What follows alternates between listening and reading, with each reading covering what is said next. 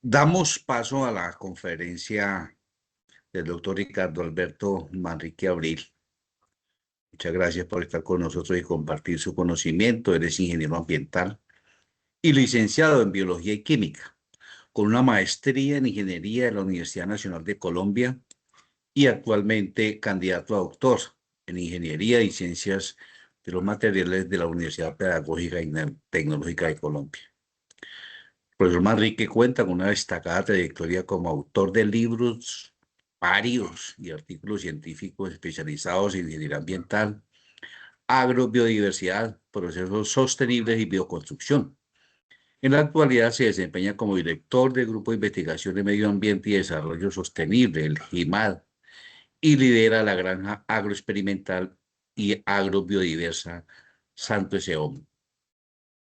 Hoy nos acompaña con su ponencia titulada Uso del carbón activado para el tratamiento de aguas, revisión y estudios de caso. Doctor Ricardo Alberto, el escenario es suyo. Reiteramos el gran honor que su merced comparta sus conocimientos. Muy amable. Muy Adelante. buenos días, profesor William, y a los compañeros de acá del panel.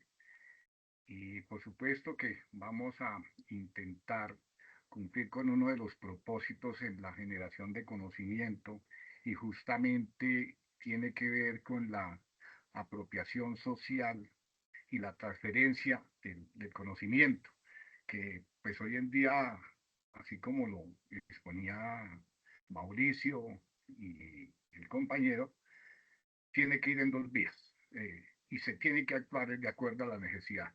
Y si estamos hablando de ese rol de la academia, pues hay que ver que la extensión, la investigación, la academia, de mano de las comunidades, del sector público-privado, tienen que ir de la mano justamente para poder generar alternativas en cuanto a la solución de la problemática local, regional y nacional. Bueno, yo creo que vamos a compartir. eh, para iniciar nuestra charla. Bueno, hay algo que nos llamó la atención en las charlas anteriores y es que justamente vamos por esa vía paralela en la solución o en la resolución de problemáticas.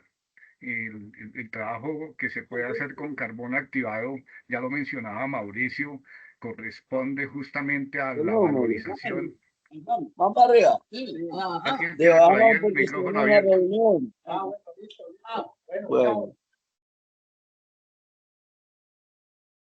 Listo.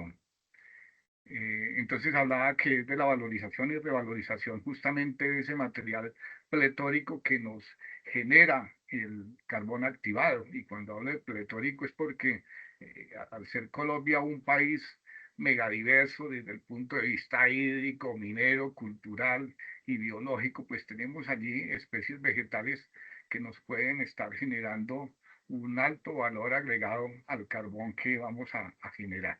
Pues yo aquí traigo un trabajo que venimos realizando justamente con la Universidad Nacional de Colombia, la Universidad Pedagógica, ya hace varios años a través del grupo de investigación GEGEMA, el grupo de investigación en salud pública y desde luego el grupo de investigación GIMAR, y tiene que ver con los vertimientos. Pero estos vertimientos pues están asociados justamente a proyectos, obras y actividades que son muy del común. Se originan principalmente en tres grandes grupos de actividades: las domésticas, las productivas rurales y productivas industriales. Los vertimientos domésticos provienen de las aguas residuales municipales, esas aguas servidas, urbanas y rurales, que en su mayoría se descargan con un tratamiento insuficiente o sin tratamiento, y con la principal fuente de carga orgánica, que entre otras son pues nutrientes, microorganismos patógenos en muchos cuerpos de agua, y que a su vez son usados pues en otras actividades como la agricultura y la ganadería. En el sector rural, ya lo mencionaban anteriormente, la agricultura y la ganadería generan aportes difusos de fertilizantes, plaguicidas, insecticidas, excretas, que llegan a las corrientes por escorrentía, por infiltración justamente a través de esos drenajes dendríticos, subdendríticos, que dan las características de nuestros suelos, y así incrementando las cargas de materiales o de especies químicas como el nitrógeno, el fósforo, el potasio, que no son otra cosa sino el resultado también de esa exceso de fertilización que se hacen en los suelos agrícolas.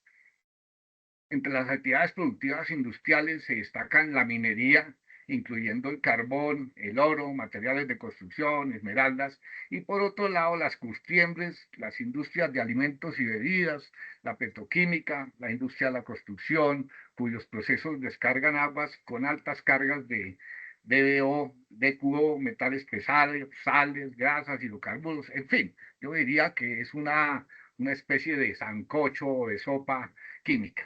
Y voy a empezar acá con un trabajo que realizamos justamente sobre la titulación minera. Acá por observar en la diapositiva es ver qué es lo que tenemos, en qué estado está y como con qué se relaciona.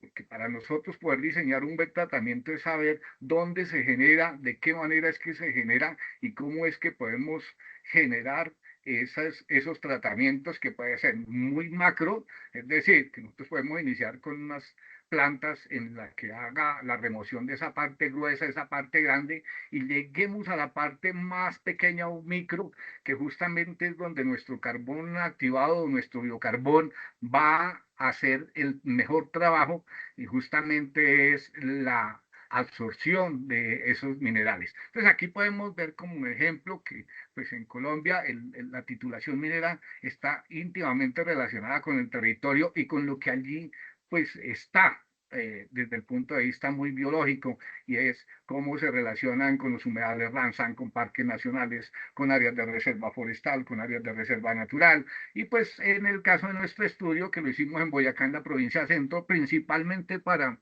carbones tipo térmico, porque recordemos que Colombia también es diversa justamente en la producción de carbón, y tenemos carbones muy maduros y carbones muy jóvenes. En el caso de Boyacá, pues produce carbón en este sector, si lo alcanzan a ver acá con el indicador, que está en las inmediaciones del Parque Nacional Natural Pisba, con carbones tipo metalúrgico, altos, bajos y medios, y hacia provincia centro con carbones tipo térmico. Actualmente para Colombia podemos reportar casi unos 13.000 títulos mineros. ¿Por qué hago alusión a esta cifra? Porque definitivamente es una puesta en escena y una buena oportunidad para generar tecnologías alternativas desde la fitorremediación, desde el uso de biofiltros o filtros, como de pronto acá los empezamos a llamar, para el tratamiento de esos vertimientos o drenajes de minería. Y estos drenajes pues están presentes en todas las etapas de producción minera, tanto en la exploración como en la construcción y montaje, la explotación, el cierre y abandono, inclusive porque hay que hacer monitoreo. En estas fotografías allí podemos evidenciar cada una de esas fases y etapas que se dan en la minería de carbón propiamente dicho en esos municipios que se seleccionaron de la provincia centro. Los resultados que obtuvimos tienen que ver es con la composición química del carbón, ver cuáles son las fases que tenemos allá, cuáles son los grupos funcionales y en su momento en esa composición, qué es lo que va a generar justamente esa contaminación, digámoslo así, en los vertimientos que se hacen directamente a fuentes puntuales. Entonces acá tenemos 9 unidades productivas mineras en las que se les hizo eh, el muestreo, como digo, a los carbones, al techo, al piso y al agua que se genera allí. Principalmente en esas muestras que vimos también, mercurio, cloro y algunos otros elementos traza como materiales pesados. Ahora que Mauricio hablaba del cromo, justamente vemos que allí se presenta en diferentes formas. Recordemos que el cromo tiene diferentes estados de oxidación, nos da incluso, eso lo podemos ver cuando juntamos el cromo azul para el cromado de los rines, el cromo rosado, el cromo color plateado. Entonces depende del estado de oxidación. Allí encontramos que justamente, digamos, que hace esos saltos y que por lo tanto cuando se va a hacer el diseño de esa planta para el tratamiento de aguas, pues es clave tener esa información. De lo contrario, pues vamos a tener no solamente pérdida de material, sino pérdida económica de los mismos.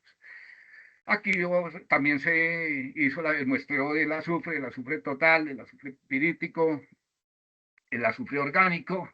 Utilizamos diferentes técnicas, técnica Raman, espectrofotometría de absorción atómica, FITIR, electrónica SEM, estudios a través de difracción de rayos X para conocer las diferentes fases.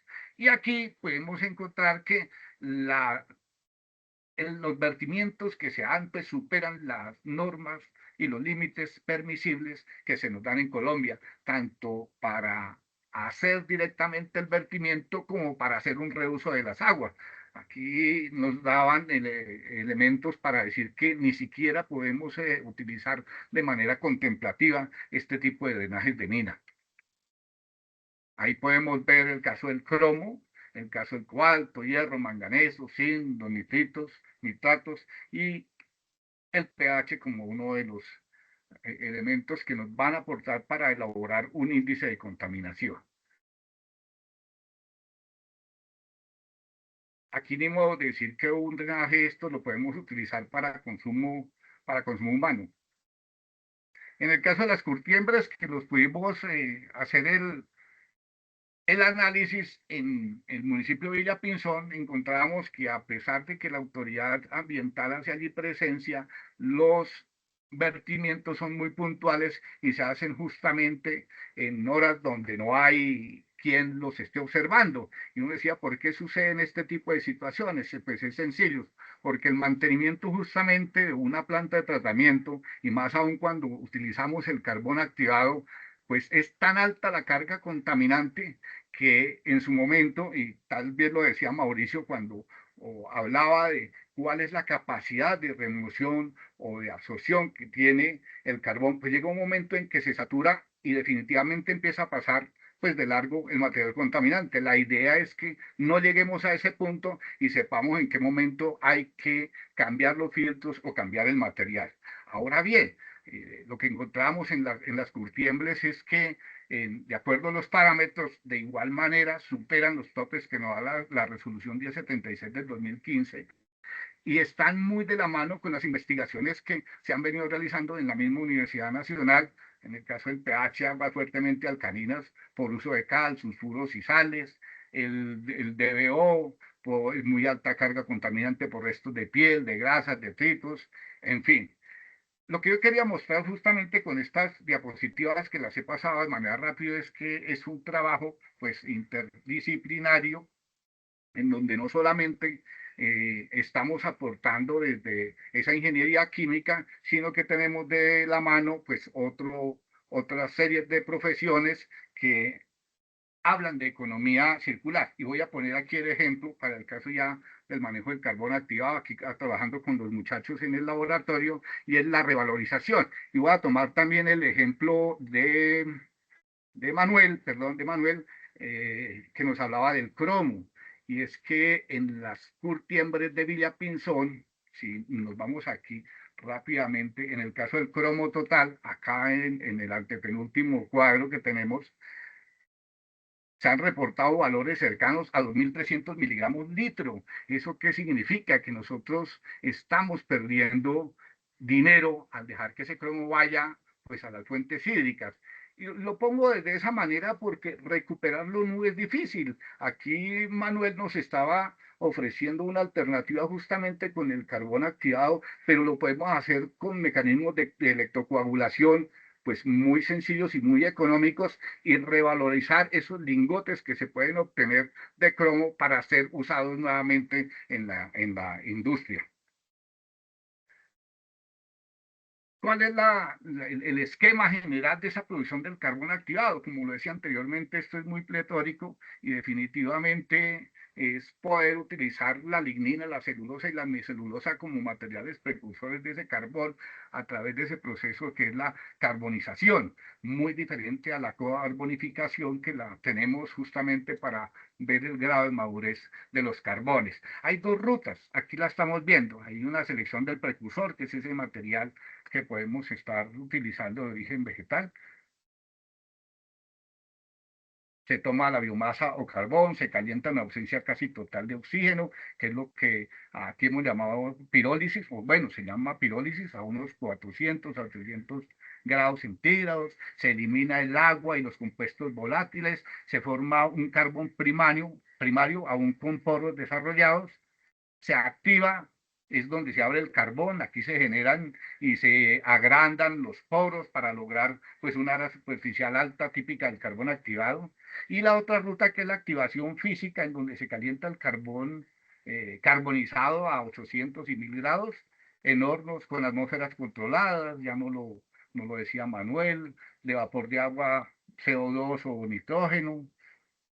Ese vapor de agua o gas oxidante reacciona parcialmente con el carbono, hay una gasificación controlada, eliminamos algunos átomos de carbono, seguimos abriendo y ampliando los poros sin quemar todo el material. Esto sucede cuando nosotros utilizamos carbón mineral para la producción de coque.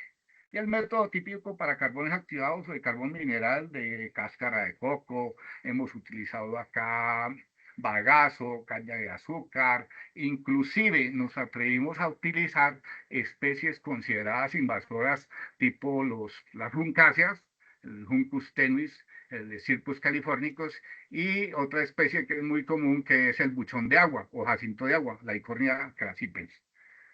Por otro lado, esa activación química, que lo vemos aquí en rosado, lo mismo, utilizamos para el caso que nos hablaba Manuel, ácido fosfórico, cloruro de zinc y otro tipo de reactivos donde se calienta a 400, 700 grados. El agente activante se deshidrata y ataca la estructura, promoviendo la formación de los mismos poros que vamos a necesitar. Esto es lo que tenemos, el absorbente. Aquí tenemos una fotografía electrónica y de barrido, y este esquema que estamos viendo acá, pues son los poros grandes, los poros medianos, los poros pequeños, los mesoporos, donde está el contaminante, y como decía, llegará un momento en que estos intersticios quedan tan llenos que el material que vamos, en este caso el agua, que vamos a tratar, pues va a pasar de largo. La idea es que no se sature la superficie que tenemos para realizar la absorción. Ya lo han dicho en varias ocasiones acá, que cuáles son los contaminantes que eliminan nuestro carbón, son orgánicos disueltos, microcontaminantes, cloro. Aquí traigo a colación justamente la crema dental Colgate que utilizamos muy a menudo, donde uno de los compuestos de ella es el flúor. Y tantas veces nosotros pues lavamos la boca que ese flúor pensamos que no llega a ser contaminante y el carbón activado tiene esa capacidad de retenerlo, ese flúor, que en microinvertebrados acuáticos llega a causar pues no solamente la muerte, sino que acaba con bioindicadores de esos ecosistemas tan frágiles presentes en el agua. Algo aquí que me tengo un momentico es que en ese tratamiento y que definitivamente tenemos que estar haciendo investigación básica es lo que tiene que ver con microcontaminantes. Esos fármacos, cuando nosotros no terminamos de tomarnos el albendazol, el mebendazol o la aspirina, el ibuprofeno y los desechamos en nuestro inodoro, pues démonos cuenta que estamos ocasionando una gran cadena de contaminación por trazabilidad justamente de fármacos y productos de cuidado personal. Definitivamente, el carbón activado para este tipo de tratamientos hay que tener de presente qué carbón activado es el que vamos a utilizar. Son los que son suficientemente amplios o pequeños para realizar esa absorción o esa desabsorción posteriormente. ¿Y por qué la desabsorción? Porque en el caso de materiales en la minería como la presencia de cadmio, la presencia de cromo o la presencia de mercurio, estos suelen biomagnificarse, ya lo habían dicho por acá, produciendo cáncer, problemas teratogénicos, mutaciones, Y cuando está biomagnificado, tanto en una planta que se utiliza en fitorremediación como en nuestro carbón, la manera de poderlo desabsorber, diríamos, o de retenerlo, sería encapsularlo en una base cementítica, porque pues es muy fácil que vuelva nuevamente al ambiente. Eh, Esto es lo que les tenía como por comentar así rápidamente, lo que venimos haciendo. Ahí están nuestros datos, tanto en la Universidad Pedagógica como en la Universidad Nacional, y pueden acceder a algunos de esos documentos de los trabajos que venimos haciendo en la página de gimad.org. Muchas gracias.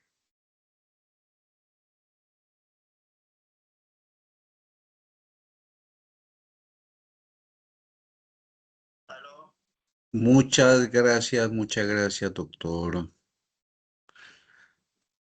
Mm, Interesantísima Ricardo Alberto, por su intervención. Realmente nos deja con ese sabor de seguirlo escuchando, porque solo este tiempo es insuficiente para poder explorar esa cantidad de investigaciones que usted ha hecho y sigue realizando en pro de esta humanidad que tanto lo necesita. Ha aportado una mirada rigurosa sobre el potencial de los materiales carbonosos a partir de residuos lignocelulósicos para la remoción de contaminantes y la valorización de la biomasa, resaltando además su pertinencia para las aplicaciones de biochar de bambú en sistemas agroambientales. Muchas gracias, realmente. Reitero, está tomando nota la RIUCHI, que es la Red Internacional de Universidades y Centros de Investigación que se relacionan con la aguada de bambú. Lógicamente, la Organización Mundial de la Aguada y el Bambú, las universidades presentes, los centros de investigación, todos para ver cómo nos organizamos para, en primer lugar, hacer como la memoria de lo que se ha hecho y se está haciendo respecto a solamente ese elemento biochar carbón activado. Muchas gracias. Eh, Queremos reiterar la necesidad de inscribirse del listado de asistencia. Es vital para continuar con este punto tan fuerte que hemos tenido, con la iniciativa que se ha tenido para estudiar o entender un poquitico el comportamiento y qué es el biochar y el carbón activado. Porque solamente es el inicio de mucho trabajo que vamos a tener todos. En primer lugar es, como reitero, ¿no? Hacer una memoria de qué es lo que, dónde vamos y un plan de investigación. Reiterar la necesidad, sí. Por ese intermedio le haremos llegar, por supuesto, el link de la grabación de estos webinars. Y en este momento damos apertura a la sesión de preguntas correspondiente a esta jornada. Estas están ya en el chat, se pueden hacer por el chat o se pueden hacer en el link que se ha destinado para hacer las preguntas. Y invitarlos de una vez a la tercera webinar como ponentes o asistentes. Lo hemos denominado Innovación, Mercado y Políticas para el Biochar de Bambú. Lo vamos a realizar en abril. Está orientado como a analizar las perspectivas de consolidación de este campo desde una visión estratégica e interdisciplinaria. Durante la jornada se van a abordar varios temas relacionados con los modelos de negocio y las cadenas de valor, las certificaciones, los mercados internacionales, las innovaciones tecnológicas y los emprendimientos destacados, así como las políticas públicas y las estrategias de fomento que pueden impulsar su desarrollo. Además, se explorarán oportunidades de cooperación académica y productiva, de investigación y de mercadeo, con el propósito de fortalecer redes de trabajo, transferencia de conocimiento y sobre todo la articulación, ¿sí?, entre investigación, empresa y territorio. Con damos paso a las preguntas, reiterar la necesidad de llenar el listado de asistencia. Queremos que ojalá las primeras preguntas sean dirigidas al doctor Manuel Arroyave, quien muy amablemente nos ha acompañado hoy y nos ha informado que a las 11:30 se retira por otras obligaciones académicas. Gracias, profe. Bueno. Buenos días, doctor Manuel. Muchas gracias por su participación el día de hoy. Le cuento que tiene más de 10 preguntas que se las vamos a hacer llegar, pero hemos seleccionado 2 para hacerlas. Una a cargo de Eric Charles Tassel de Bolivia, que nos dice, ¿existe un vantaje de usar el bambú comparado a otros materiales leñosos o maderables? ¿Existe una diferencia en los resultados entre especies de bambúes? Adelante, doctor Manuel. Bueno, gracias por la pregunta. En cuanto, vamos de atrás para adelante, en cuanto a diferentes especies, yo no he hecho estudios. Trabajamos con la especie que se crece en el Quindío, que es un trabajo colaborativo con la Universidad del Quindío, así que no sabría si hay diferencia entre especies, eso sería un estudio aparte. En cuanto a si hay diferencia con otros biomateriales, bueno, yo mostraba ahí en una tabla que absorbe bastante por encima del promedio de muchos carbones activados de origen vegetal y origen, bueno, de biomasa. Pero específicamente en madera sí hay estudios que absorben bastante bien el cromo, igual o un poco más que el bambú. Contestando esa pregunta, ¿no? Lo de la madera. Sí, en la madera hay un estudio en particular que yo lo cito en mi artículo que absorbe un poco más que mi estudio, digamos. Muchísimas gracias, doctor Manuel, por esa respuesta y quiero reiterar un comentario que ha sido común y es la manera pedagógica que usted nos explicó sobre su investigación. Muchísimas gracias. Muchas Eso fue gracias. muy valorado por nuestros asistentes. Y de Roberto Herrera, del Ecuador, hacemos otra pregunta. Una vez se saturan los filtros, ¿cuál es el proceso recomendado para hacer la disposición final de los filtros viejos? Bien, como yo les mostraba, bueno, yo estoy más orientado a la química fundamental, a la química de laboratorio. Ya en la aplicación, yo mostré en la reutilización cuando se absorbe el contaminante, se puede reutilizar, se puede hacer más ciclos. Yo investigué hasta 8, hice estudios hasta 8. Se puede limpiar o sacar el cromo del material aumentando el pH. Esa sería la forma de limpiarlo. Después, según la aplicación que uno le quiera dar, según qué tanto cromo haya en el agua, bueno, se verá, ahí habría que hacer otro estudio de cuánto serviría ese filtro para cuántos ciclos, porque si tiene mucho cromo, bueno, o si tiene poco, eso sería otro estudio, pero la forma de limpiarlos, yendo a la pregunta del chico, es en mi estudio, cambiando el pH a un pH alcalino. Así se disolvería el cromo y se retiraría del agua.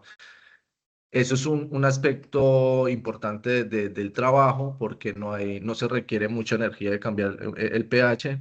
En la mayoría de trabajos, cómo se disuelve el contaminante? Con temperatura o con un cambio de solvente que puede contaminar más aún porque se cambia el solvente por otro que no es agua. En nuestro caso se podría limpiar o, bueno, desorber con un simple cambio de pH.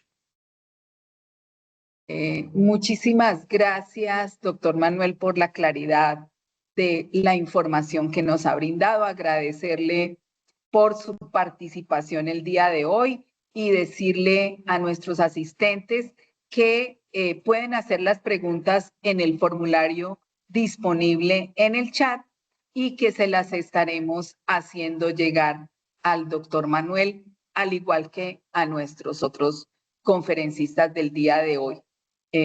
También reiterarles la importancia de que diligencien la asistencia y al finalizar el evento la evaluación del mismo. Primero que todo, pues porque somos una institución educativa, desde la UNAD necesitamos presentar informes y les solicitamos que por favor nos colaboren con eso. Y segundo, para hacerles llegar a ustedes toda la información pertinente. Muchísimas gracias, doctor Manuel, por su participación y continuamos. Muchas gracias, muchas gracias. A usted muy amable, muchas gracias. Continuamos entonces con nuestro primer conferencista, el doctor Mauricio Valenzuela Rojas, a quien le tienen también una buena cantidad de preguntas. Queremos hacerle una que nos hace desde la UNAD, Lourdes Elvira Rodríguez Guzmán, y nos pregunta qué tipo de microorganismos usan en los tanques y qué concentración. ¿Algún factor a considerar para la concentración? Doctor Mauricio, lo escuchamos. Nosotros utilizamos microorganismos nativos de la región. En este caso, lo que hacemos son captura de microorganismos de bosques nativos dentro de la misma región. ¿Por qué los utilizamos? Porque ellos ya están adaptados al clima, al suelo, al pH, a todas las condiciones que se encuentran en nuestro entorno. En este caso, utilizamos microorganismos de un roble nativo, en el cual fueron capturados en sólido y se llevan a líquidos, ¿sí? En líquidos, nosotros ya hacemos digámoslo así, la multiplicación, en el cual en los filtros, en los biofiltros, en este caso en los tanques desnatadores y en la activación del biocarbón, utilizamos 50% de microorganismos y 50% de agua.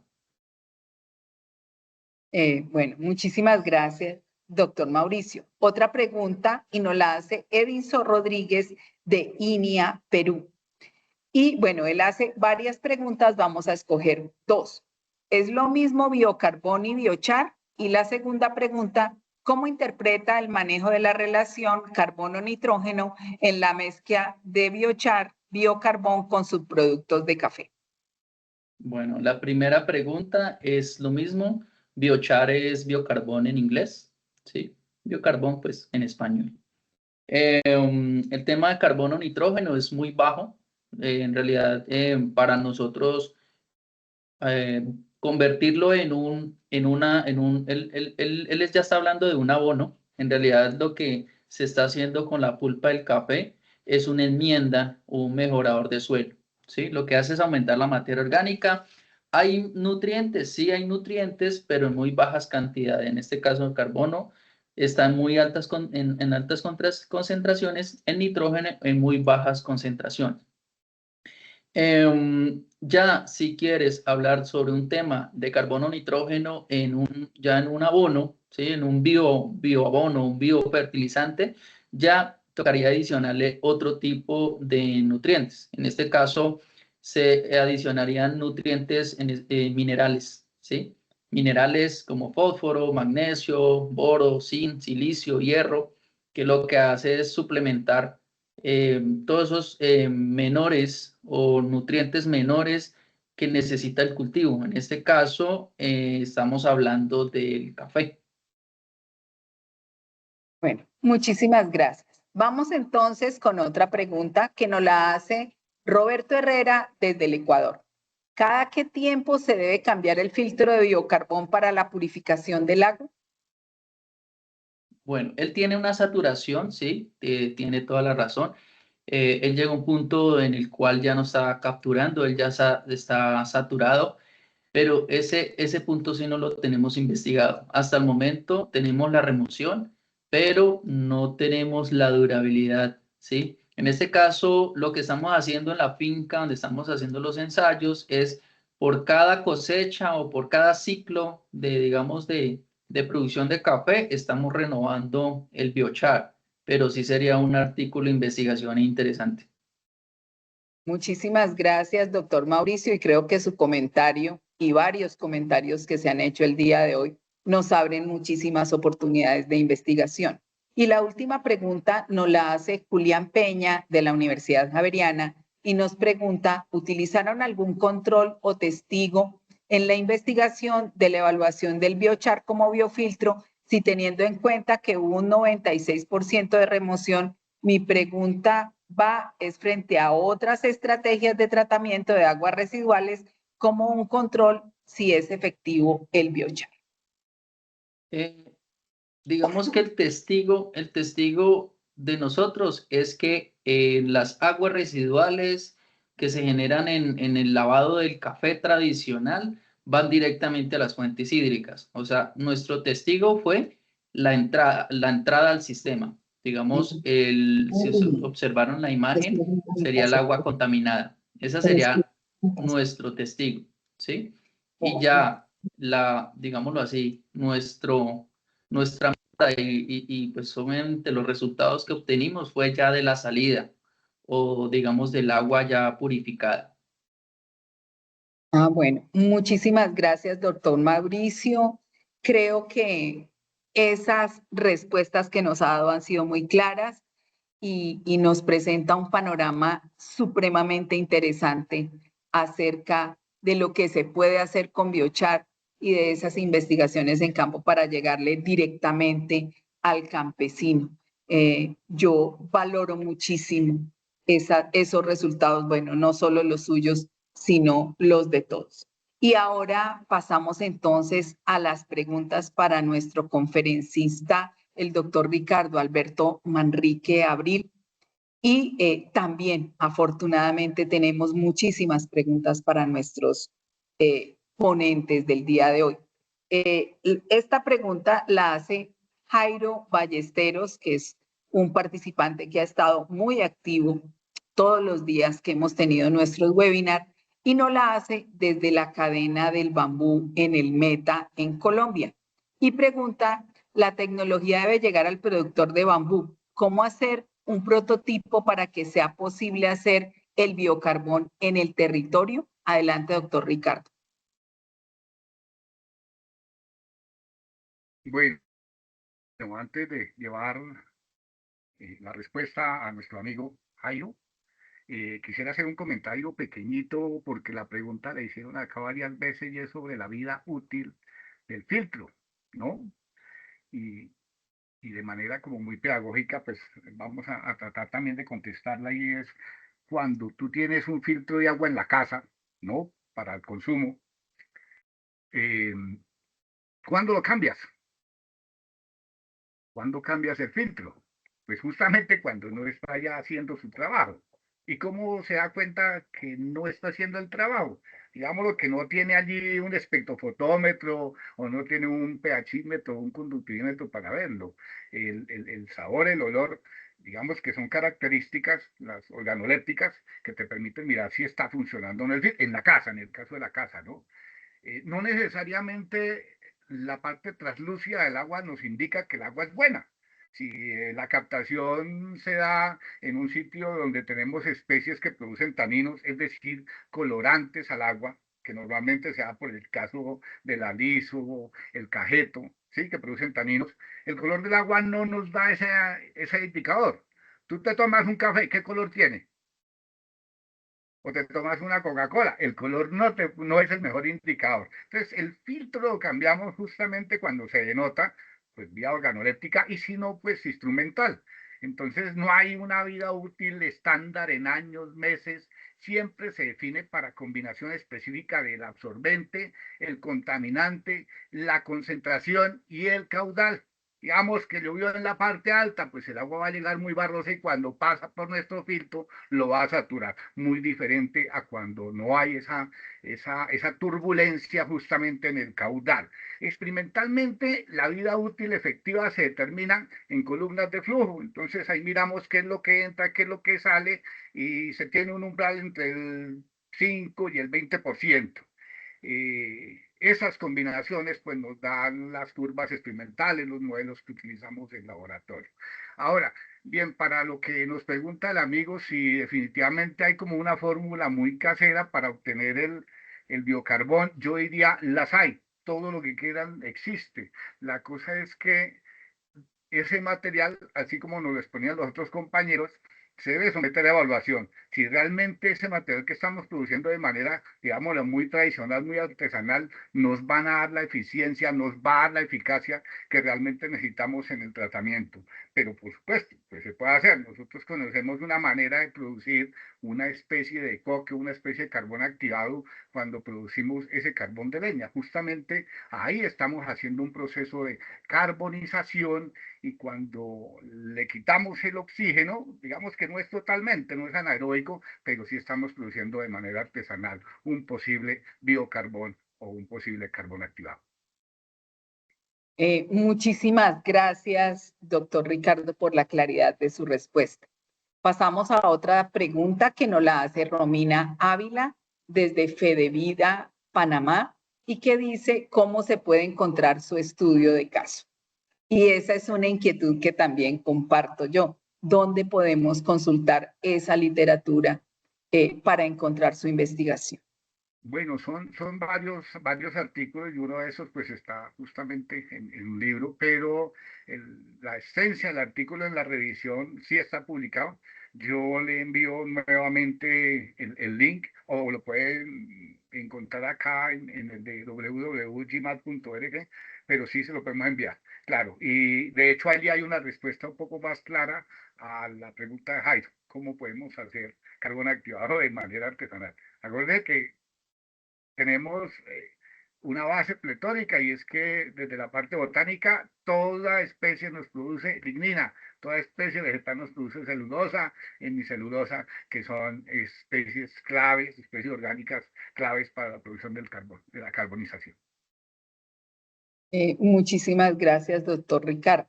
Y ya para finalizar esta sesión de preguntas, agradeciéndole tanto a nuestros conferencistas como a las personas que quisieron compartir sus inquietudes por este medio, Eric Charles Tassel de Bolivia nos dice, ¿existen estudios relacionando el impacto del biochar sobre estudios de mercurio en el agua? Claro que sí. Por eso hacía el comentario en la conferencia que digamos que hay esa absorción. Hay una situación interesante, Marta, y es que los tratamientos de aguas, no solamente para minería o para procesos industriales, deben ser mixtos. Es decir, yo decía, si hay una carga grande, también hay unas moléculas muy grandes, muy burdas, entonces esas se quedan en una primera parte que puede ser en un floculador, que puede ser en un tratamiento químico, aireación, bueno, evidente. Pero cuando vamos a esas especies tan pequeñas que son significativas, caso del mercurio, hay dos vías en esos tratamientos. Una que la hacemos por fitorremediación y vamos y miramos en la planta en dónde se biomagnifica, es decir, dónde se localiza el mercurio. Esa es una. Y ahí podemos estar diciendo se está realizando este tipo de procesos. La otra que la hacemos con el carbón activado es donde debemos tener cuidado es qué tanto estamos haciendo remoción, pero para saber qué tanto es, también qué tanto se produce. Por eso en los resultados de la investigación que yo hacía sobre minería era mirar la fuente, en este caso el carbón, el material parental que es el techo, el piso y desde luego el agua que se produce allí. Entonces, vamos a tener mercurio. Ahora tú dices, ya lo tengo aquí, mire, lo tengo aquí agarrado. ¿Qué hago con él? Para liberarlo, él se libera fácilmente al ambiente por cambios de temperatura, ¿cierto? Entonces lo que tenemos que hacer es encapsularlo, porque no hay otra manera. Podemos utilizar flores de azufre, pero digamos que es una enfermedad, atacarla con otra enfermedad. Aquí lo que podemos proponer es el encapsulamiento de ese material, que puede ser la especie biomagnificadora o en este caso o en específico nuestro biocarbón. Y tenemos que de alguna manera encapsularlo en una base cementítica para evitar que ese mercurio nuevamente quede en el ambiente. Muchísimas gracias, doctor Ricardo, por su participación, porque creo que nos ha dado unas luces muy interesantes acerca de lo que se puede hacer con biochar y creo que usted destaca de una manera muy importante lo relacionado con la tradición que tienen nuestros campesinos para hacer biochar con ese carbón que utilizan para sus actividades diarias. Muchísimas gracias. Doy paso entonces a nuestro compañero William Montealegre para que dé el cierre del evento. Marta, muchas gracias. Está con nosotros, por supuesto, reitero, nuestro tutor Pablo Jacome, nuestro director para América Latina y el Caribe de la Organización Mundial del Aguadero y el Bambú. Con los agradecimientos a todos, hay investigación, tenemos que organizarnos, tenemos que colaborarnos entre todos, sé que está a la disponibilidad de todos, es cómo organizarnos. Doctor Pablo, aquí están sus muchachos respondiendo a esa inquietud de mostrar por lo menos uno de los miles de usos que tiene el aguadero y el bambú. Por favor, con sus palabras y su presencia, nos despide este webinar y nos convoca para el siguiente. Tiene usted la palabra. Muchísimas gracias, William. Agradezco muchísimo por todo estos 2 días de webinar a los participantes que han... Parece que tal vez está abierto un micrófono. Gracias, gracias. Bueno, agradecerles a todos los participantes durante estos 2 días. Hemos tenido más de 170 participantes durante estos 2 días de webinar. Y esto sigue aumentando ya que van a estar los mismos subidos en la página web de INVAR y después podrán ser vistos por otras personas que no han podido asistir en el horario en estos 2 días. Yo quiero agradecer muchísimo a los panelistas. El día de ayer también estaba el doctor Joao Luis Veiga, el doctor Néstor Fernando Penagos y el doctor Baldomero Méndez, el equipo también de la Universidad Estatal Paulista, que estaba la doctora Juliana Cortés, el doctor Fabio Silva, el doctor Klepper de Oliveira, ¿sí? Y el día de hoy, igualmente, agradecer muchísimo por las presentaciones realizadas por el doctor Mauricio Valenzuela, el doctor Manuel Arroyave y el doctor Ricardo Alberto Manrique.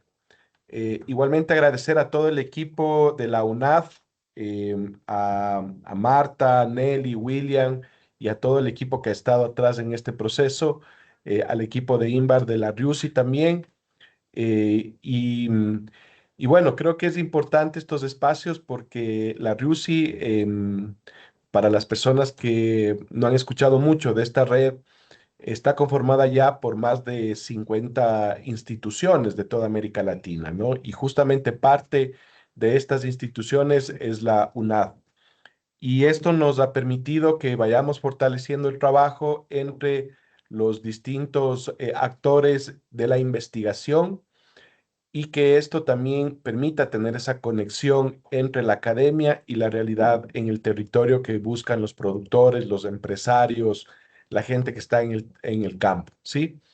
Así que yo agradezco nuevamente a cada uno de ustedes por su participación y les esperamos en el tercer ciclo de webinars relacionados con el tema de biochart de bambú que se realizará, si no estoy equivocado, ahí tal vez el equipo de la UNAD me corrige, pero me parece que está previsto para el mes de mayo, ¿sí? Pero bueno, ya les mantendremos informados sobre estos eventos para que se sigan sumando y sigamos aprendiendo sobre esta importancia de uso del bambú a través del biochart, ¿sí? Así que muchísimas gracias. Un fuerte abrazo desde acá, desde Quito, Ecuador. Y bueno, sigamos adelante promoviendo el bambú. Muchísimas gracias. Un abrazo a cada uno de ustedes. Un abrazo, doctor Pablo, pero le recuerdo que el evento nuestro cierre de webinar es para el mes de abril. Ah, para el mes de abril, perfecto. Es para el mes de abril, sí. Excelente, para abril. Gracias, Marta. Sí. Gracias a usted, doctor Pablo, por su participación. Recordarles que tenemos nuestra tercera sesión, que a todos los que registraron en su inscripción el correo electrónico les vamos a hacer llegar tanto la información de las grabaciones de de la primera webinar y las de este segundo ciclo, que están ya disponibles en las del primer ciclo en la página del INVAR. A todos los que nos diligencien la asistencia le estaremos haciendo llegar la información, tanto de la convocatoria para que participen como ponentes, como de la información relacionada. Les recordamos que también vamos a tener una publicación de libre acceso en el sello editorial de la Universidad Nacional Abierta de Distancia, UNAD de Colombia. Invitar a todos los que quieran ser ponentes y compartir la información que tienen sobre Biochar de Guadua, a que participen de estos eventos.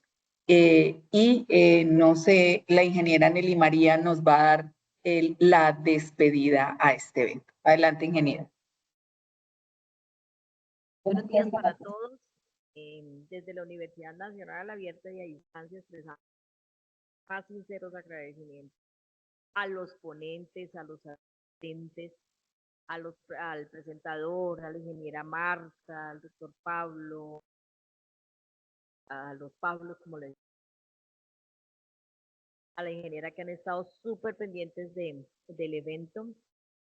Decía Marta, si Dios quiere terminamos un ciclo de webinar con una temática súper importante para la UADO, dándole ese valor agregado,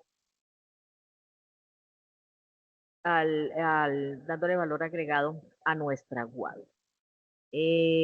Solamente tenemos pues palabras de agradecimiento y con esto daremos cierre al evento y también los queremos invitar a un simposio internacional que tenemos en sustentabilidad en Florencia, Caquetá, para las personas que se encuentran en Colombia. Muchas gracias. Eso es el 6 y 7 de mayo, si Dios quiere. Vamos a trabajar con Amazonía Más, en una temática súper interesante de agroforestería, reforestación, y están involucrados pues, los países amazónicos. Muchas gracias a todos y buen día.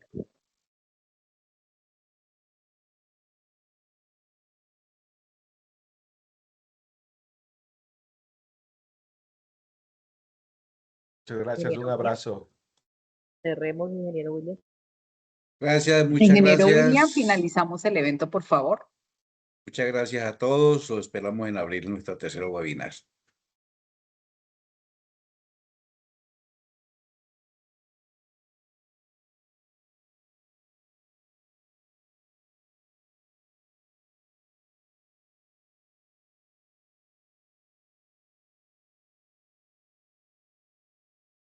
Ay, caramba, cómo nos fue bonito. Muy chévere todo.